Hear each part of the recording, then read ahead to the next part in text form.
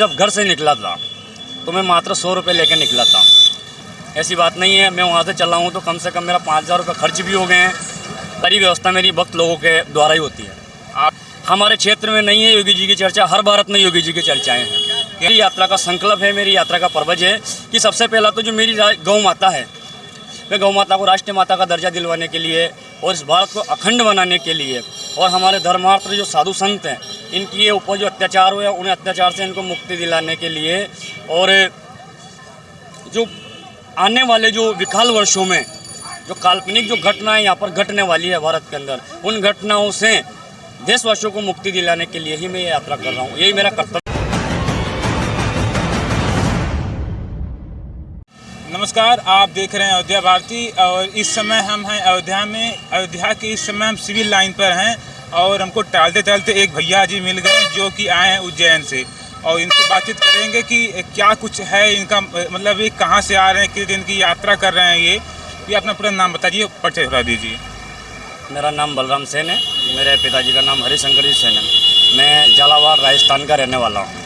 आप कहाँ से यात्रा कर रहे हैं, किस दिन की यात्रा है? मैं उज्जैन महाकाल से केदारनाथ की पैदल यात्रा कर रहा हूँ। मेरी 12 ज्योतिर्लिंगों की पैदल यात्रा है जो 22 मई 2023 से 22 मई 2024 तक की मेरी यात्रा है। अच्छा, आप जो यात्रा कर रहे हैं इसका रूट कौन कौन सा है, कहाँ से कहाँ तक पहले जाएंगे? देखिए भाई साहब, रूट तो इसका जो चल रहा है वही है। मैं मैप से यात्रा कर रहा हूँ। मैं अयोध्या से सीधा बनारस जाऊँगा, काशी विश्वनाथ, फिर वहाँ से मैं बिहार निकल जाऊँगा, तमिलनाडु। शुरुआत में आपने कहाँ से चालू की? उज्जैन महाकाल से। तो वहाँ से फिर आगे? उज्जैन महाकाल से मैं डायरेक्ट अयोध्या आया हूँ। मैं बीच में खाटू श्याम जी गया था जो अपने रिंगस में पड़ता है अजमेर में। वहाँ से फिर अलवर में नारायणी माता का स्थान पड़ता है जो भारतीय सेन समाज की कुल देवी है। मैं भी उसी वंश से जुड़ा हुआ हूँ, उसी सेन समाज से हूँ। फिर वहाँ से मैं डायरेक्ट अयोध्या आया हूँ। तो आपको वहाँ से यहाँ तक करीब कितना दिन लगा? मेरे को उज्जैन महाकाल से अयोध्या तक के मेरे को आज 41वां दिन है। 41वें दिन में मैंने उज्जैन महाकाल से अयोध्या तक की यात्रा तय कर ली है। अच्छा, आप एक दिन के दिन कितने किलोमीटर की यात्रा करते हैं? मैं एक दिन में 30 से 35 किलोमीटर चल लेता हूँ। अच्छा, आप जब घर से निकले थे कितना खर्चा लेकर निकले थे, कितना रुपये पर? देखिए भाई साहब, इसके बारे में तो कहना नहीं चाहिए, लेकिन फिर भी कहना चाह रहा हूँ कि मैं जब घर से निकला था तो मैं मात्र 100 रुपये लेकर निकला था, और ये सोच लेकर के निकला था, ये विश्वास लेकर के निकला था कि जो होगा जो सब महाकाल बाबा करेंगे। और इनकी दया दृष्टि रही, इनकी कृपा रही कि आज मेरे पास सब कुछ है भगवान का दिया हुआ। लेकिन ये जो है वो सब जनता का है। पैसा वगैरह भी जो काफ़ी लोगों ने दिया है मेरे को, भगवान के चरणों में बैठ करने के लिए भी दिए हैं, और मेरे निजी खर्चे के भी लिए भी दिए हैं, काफ़ी लोगों ने दिए हैं। तो ऐसी बात नहीं है, मैं वहाँ से चला हूँ तो कम से कम मेरा 5,000 रुपये खर्च भी हो गए हैं, और उनमें से मैंने काफ़ी जानवरों को खाना वगैरह भी खिलाया है, बंदरों को केला वगैरह भी खिलाया है। कोई रास्ते में भूखे बच्चे भी मिल जाते हैं, उनको भी दे देता हूँ मैं, 10-20 रुपये उनको भी दे देता हूँ। ऐसी बात नहीं है। खाना पीना कहाँ होता है, खाना पीना कहाँ पर होता है? भाई साहब, खाना पीना तो क्या है कि देखिए, भगत लोगों की तो कोई कमी नहीं है भारत के अंदर। मेरे को जहाँ भी नाइट विश्राम होता है, मैं रास्ते में कोई मिलता है तो पूछ लेता हूँ, और वो मेरी व्यवस्था या तो किसी मंदिर में करवा देते हैं, या फिर किसी के घर पे हो जाती है, या फिर कोई होटल पर रुकवा देते हैं। पर सारी व्यवस्था मेरी भक्त लोगों के द्वारा ही होती है। आप अयोध्या में आए हैं तो अयोध्या के बारे में क्या कहना चाहेंगे? आप अयोध्या में आए हैं तो अयोध्या के बारे में क्या कहना चाहेंगे? भाई साहब, मैं अयोध्या में आया हूँ तो अयोध्या के बारे में तो मैं यही कहना चाहूँगा कि बहुत अच्छा माहौल है यहाँ का, और बहुत अच्छा कार्य चल रहा है यहाँ पर। बहुत तेज़ गति से कार्य चल रहा है। जैसे कि योगी जी ने इसका अनाउंसमेंट किया है कि 1 जनवरी 2024 को यहाँ का उद्घाटन है। तो जिस प्रकार से यहाँ पे काम चल रहा है उस प्रकार से मुझे लगता है कि ये का उद्घाटन 1 जनवरी 2024 को हो जाएगा। आपसे बातचीत हो रही थी तो आपने कहा था कि हम योगी जी से गए थे मिलने, तो क्या था मामला? योगी जी से मेरा कोई मामला नहीं है, मेरा कोई निजी मामला नहीं है।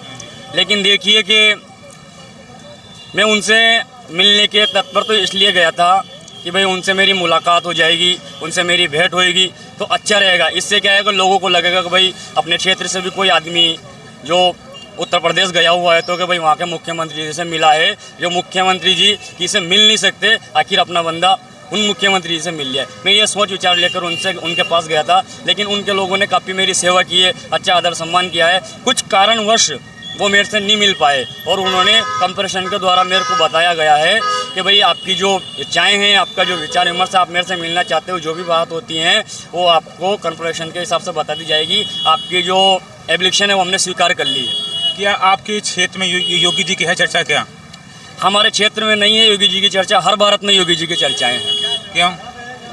वो उनका कुछ काम ऐसे हैं, कुछ सिचुएशन ऐसी है, कुछ सिस्टम ऐसे हैं और कुछ काम करने का तरीका ऐसा है। क्या ऐसा है? देखिए, उन्होंने 7 सालों के अंदर कुछ अच्छे बदलाव किए हैं, काफ़ी बदलाव किए हैं उन्होंने। जैसे हर कोई कांड होता है, जैसे कोई भी क्राइम होता है या कोई भी ऐसा कुछ होता है तो उन पे वो एक्शन बहुत जल्दी लेते हैं। सबसे अच्छी चीज़ हमको यही लगी है। अच्छा, आप जो यात्रा कर रहे हैं इसका मोटिव क्या था?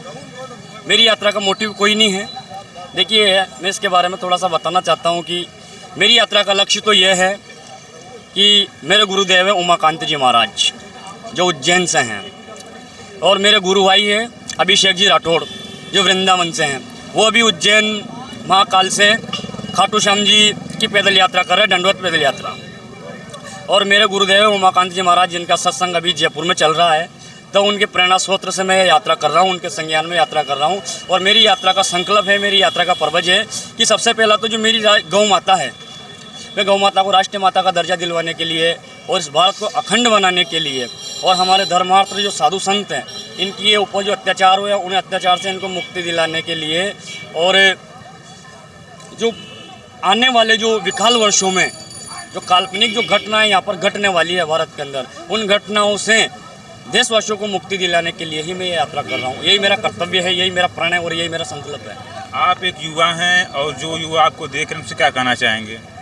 कि मैं युवाओं के बारे में तो यही कहना चाहता हूँ कि ज़्यादा से ज़्यादा धर्म से जुड़ें और ज़्यादा से ज़्यादा मोटिवेट होएं, मोटिवेट चीज़ों से जुड़ें। जैसे कि आज राम मंदिर का निर्माण कभी गतिशील चल रहा है और जिस तरीके से चल रहा है जिससे लग रहा है कि भाई ये बहुत जल्दी पूर्ण हो जाएगा, तो ऐसे धार्मिक स्थलों से जुड़े।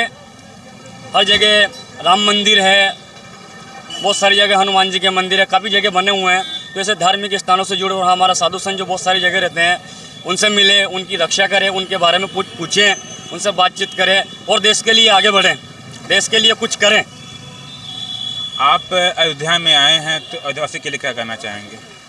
मैं अयोध्या वासियों के लिए तो फिर से एक ही बात कहना चाहता हूँ कि धन्य है वो प्रभु श्री रामचंद्र जी की अयोध्या भूमि, जिन पर प्रभु श्री राम के चरण पड़े हुए थे। मैं बहुत बहुत धन्यवाद देना चाहता हूँ अयोध्या वासियों को कि वो ऐसी पुण्य आत्मा की धरती पर विराजमान हैं और ऐसी धरती पर हैं जहाँ स्वयं भगवान विष्णु ने रुद्र अवतार लिया है। तो अपना नाम ना? बलराम सेन। तो ये थे हमारे साथ बलराम सेन जी, जो कि महाकाल उज्जैन से और इस समय अयोध्या में आ चुके हैं और उनको बाबा जाना है बाबा केदारनाथ की यात्रा तक। और आप देख रहे थे अयोध्या भारती। बहुत बहुत धन्यवाद।